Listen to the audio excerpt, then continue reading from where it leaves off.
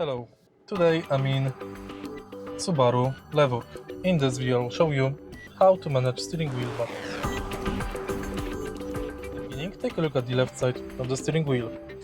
Right here we've got the panel, thanks to which we can navigate through radio station.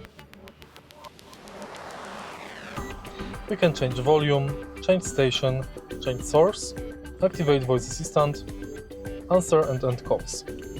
On the right side, we've got the panel, thanks to which we can enable cruise control,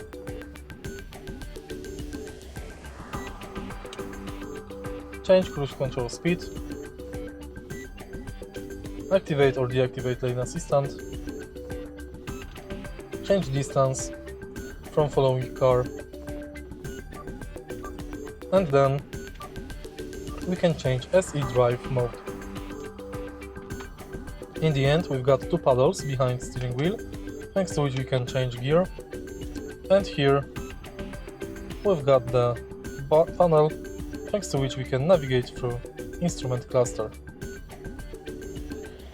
If you find this video helpful, please leave like, comment and subscribe.